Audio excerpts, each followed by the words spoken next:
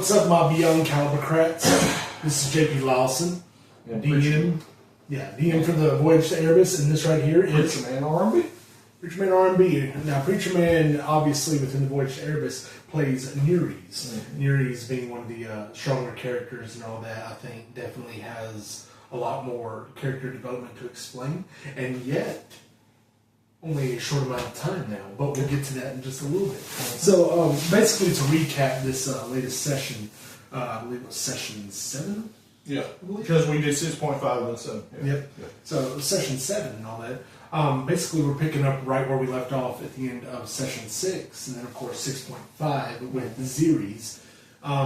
Basically, within the midst of battle between Nereis and you got, our giant friend, or Cyclop, Cyclop. You got Brock. You got all of them facing off, Hercules, all of them facing off against Percy, yep. Perseus. And basically where this picks up in this session is that Percy is about to start making his next attack when Zeres shows up through that portal that was at the end of 6.5. And he shows up in the midst of battle and immediately just starts laying it on Percy and all that. And at this point, all 5 of our heroes are back together. And so now they're trying to team up and go after it, go after Percy. Amidst this moment, the heroes actually started coming together really well and started actually knocking some big points off of Percy. I'm talking about Percy was starting to get weak. He underestimated the 5. And I love that. Nereis is kind of broken, if we want to be honest, because I think as a character of Nereis, this whole campaign I might have taken maybe 5 damage. I think. Mm-hmm. That's that. Because you got to hit 19 to even hit him, and I'm loving it. I don't know how he's feeling about it.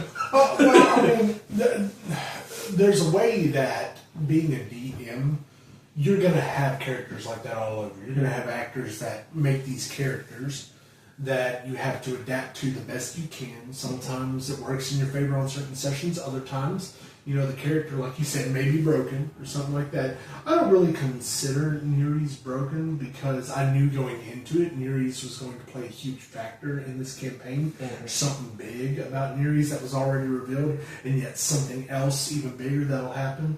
And I don't even know about all that. Nope, you don't know because I haven't talked to you about it. I haven't talked to anybody about it. So I will be the only one that knows that until the moment it happens. But no, I mean, I love Nereis. I love Zeres. Dylan. This is Dylan's first time and Gabby's first time technically going through a full campaign. Both of them are doing phenomenal. I love the little back and forth Nereis and Zeres has. Yeah, it's Zeres like a big brother and little brother type dynamic. Yeah, like they got this sort of like brotherly feud going on with each other. And, don't let Zeres come near a portal around Nereis. Yeah, don't let that happen. If you want to know what happened, just look back in the past, and I'm sure you can gather what will happen. But enough of that. Moving on forward in the battle, it got to a point where basically y'all pretty much had Percy pinned down at that point. Percy couldn't do much of anything, and out of nowhere comes my daddy, boss daddy of Nereis and all that, Ares. Pops up in the middle of this, finally finding Percy. And getting control of Percy. Yeah, but ends up trying to go up to Percy and negotiating to get information on where the gods' artifacts are. And Percy, not relinquishing any of that information, is put under a spell by Enna. Basically, where he's forced to answer Enna's questions. However, the answers, while giving them is vague, very interesting answers that lead them sort of towards what they need to be doing or what they need to be focusing on, are very vague, like Preacher Man just said. And they're going to have to take those answers, remember those answers, and over this next session decipher them in order to truly know what has become of the gods' artifacts. Because, spoiler alert, they are not actually in the Lake of the Dead. So, okay then. They're going to have to break down. Figure that out. Yep, they're going to have to break down the clues that were given to them through Percy speaking to them and actually decipher. Mm-hmm. Well, that's going to be kind of hard because we're about to be in this big battle. So yep, which is where it comes to the next part. So as they are pretty much trying to get this information out of them, and Ares ends up being done. Ares turns from Percy and starts walking away like he's about to go disappear and go on the search again. But little... He got infected. He got infected with the blood of Percy. And through that, Percy's blood is gold. Mm-hmm. Now, a lot of people are not going to understand just yet as to what that means, but it will be revealed more than likely, if y'all can catch on to it, this upcoming session.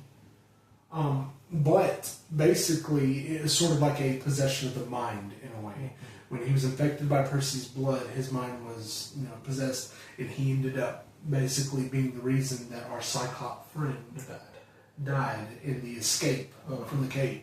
And see, I actually got to play around with Nere's new paladin powers because that's how I incorporated Nere's being a god, demigod, so to speak, was give him fighter/paladin.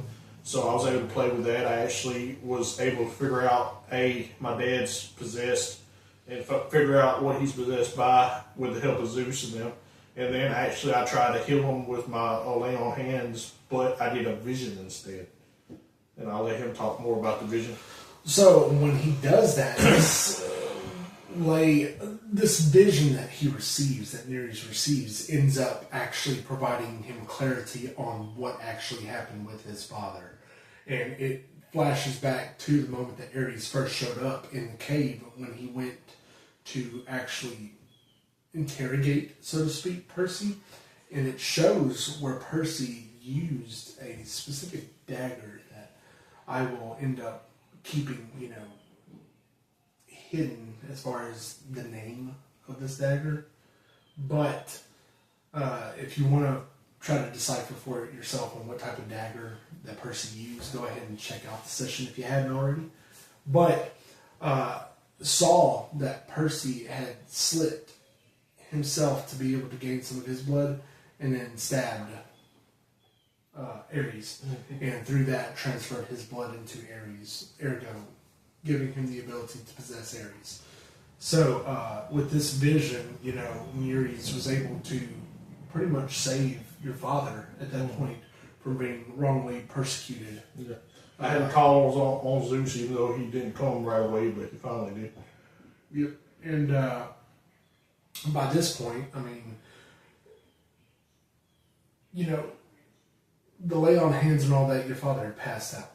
There was nothing that, could have been done at that point. And so most of the gods, except for your final three, your big three, they took Ares to Olympus to be able to give him the medical aid that he needed in this situation, and to provide a way for the main three to get the five heroes on the same page.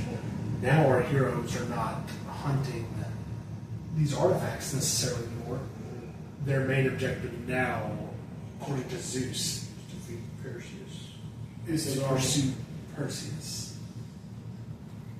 And so now that leads us into the next few sessions, which again, all of these will be 3-4 hour sessions, but these sessions will be amongst the final. So think of it as one massive 3-hour episode broken into 3 parts, except this could be 9 hours worth.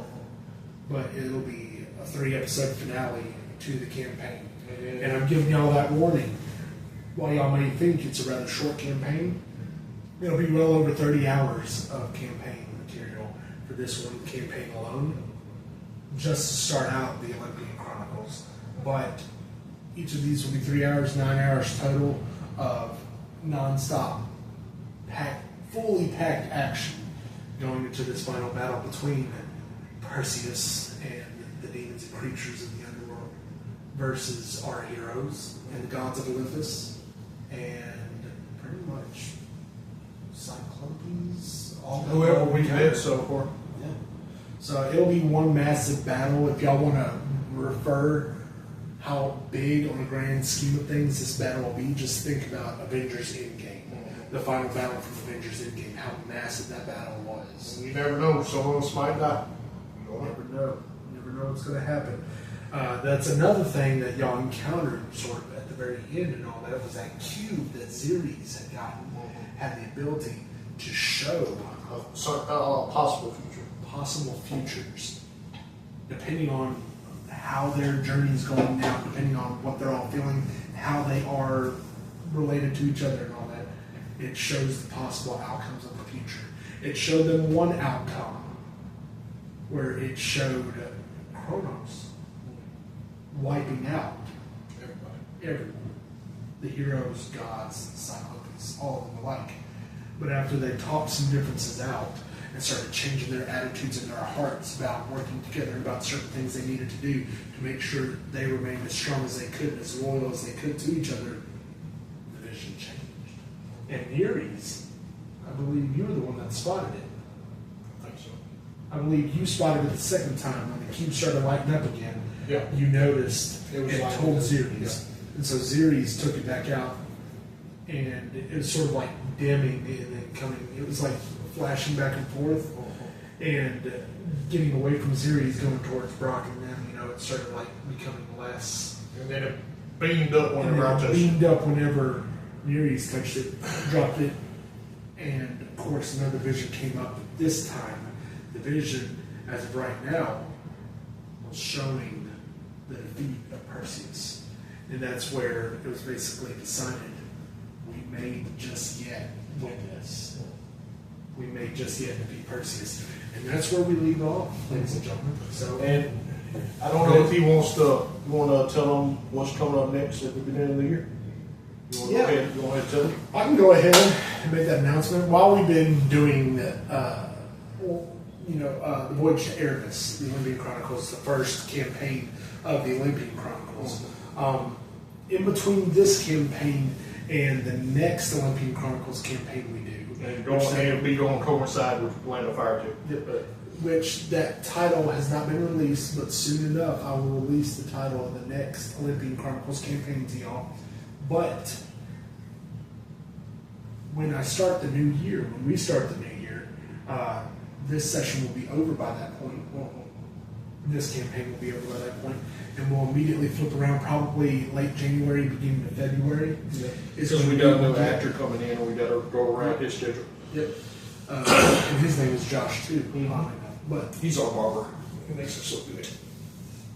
But this new campaign is going to be a wizarding campaign, based off of the emphasis and, I won't say likeness, but inspired by the Harry Potter world, the wizarding world of Harry Potter. But this is going to take place upon its own region, upon its own Reality on world. reality, planet, world, whatever, universe, whatever you want to say, name it. Pretty much the Beyond Caliber universe. Yeah. Because all our campaigns, I would think all our campaigns are in the same world, I would believe. Yeah, they coincide within the same universe. So that's where we're headed to beginning of next year, is starting a wizarding campaign. And let me know what your thoughts are on that. Let me know if you got any ideas or any things you want to see in that sort of caliber campaign. But other than that, that's really all I got. And all I got to say is just y'all be looking forward to sessions 8, 9, and 10 to round off this campaign. It'll be pretty much a 30 to 40 hour campaign as a total. Yep. A lot of information, a lot of things going on. But we definitely need. Yeah, and be looking for Land of Fire-ish campaign number 3, I believe. Actually, I was going to say that earlier in all that. Your other video, you had said session 2.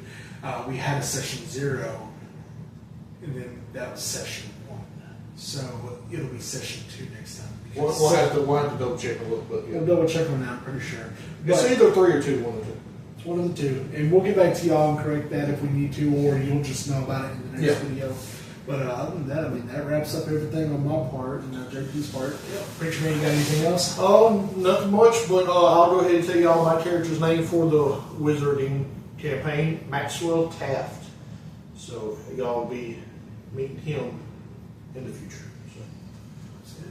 I'm not going to give them any information. Oh no! It's just top secret. It's gonna be fun. Oh yeah. I already know. I know some of it, but I don't know all of it. But I don't yet. Oh yeah. I'm excited. Yeah. It's going to be great. But, yeah. As always, Rob Burnham, aka Preacher Man RB, signing out. This is JP Lyson. I'm getting it. I'm gonna work on it. I'm getting it. And all God's people said, Amen. Amen.